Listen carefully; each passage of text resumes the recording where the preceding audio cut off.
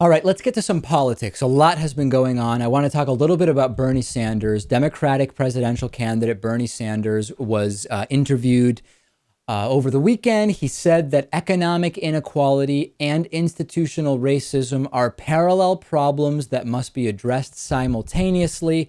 I could not agree with Bernie more. Let's take a look at the clip. Dismissive. I've been involved in the civil rights movement all of my life.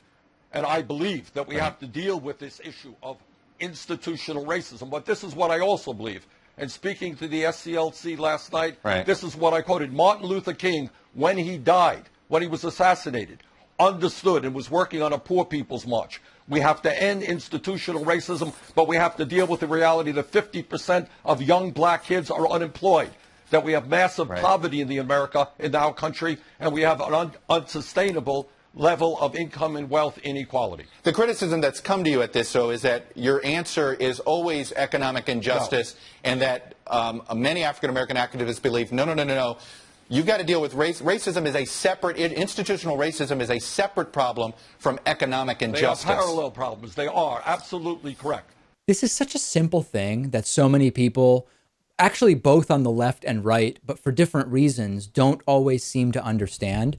Income inequality is a huge problem, and it has numerous causes.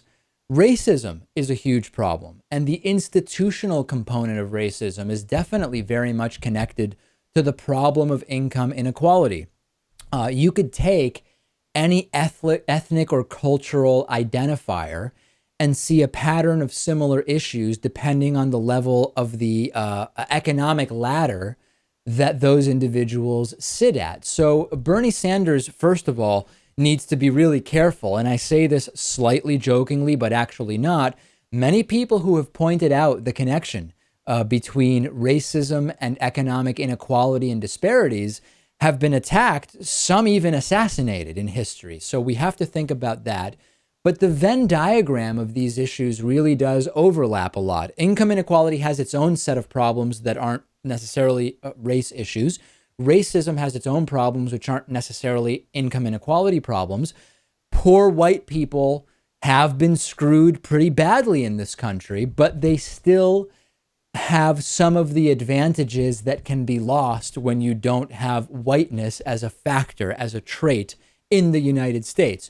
Race is sort of the elephant in the room when we're talking about income inequality. Income inequality is heavily racialized. The legacy of discrimination means that Black people and Hispanic people and Native Americans are much more likely to suffer from a lack of opportunity, which can lead to higher unemployment, higher poverty rates, etc. And that is a factor, of course, in income inequality. So it doesn't necessarily make for good politics for candidates to be so direct in saying, yeah, not only income inequality, but race and its connection all need to be addressed. That can be political suicide in many cases, because there are people who think that either racism is not a problem or that it's not a problem that we should be working to fix.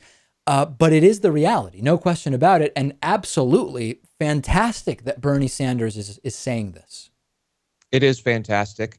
How many of those people, though, who think that racism is not a problem, or not, at least not a problem that needs to be tackled, are going to be voting for Bernie Sanders anyway? Yeah, good point. Not too many.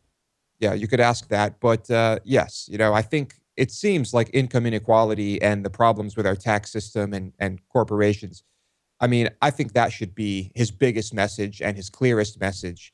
And I hope he can make that clear. That, and of course, money in politics.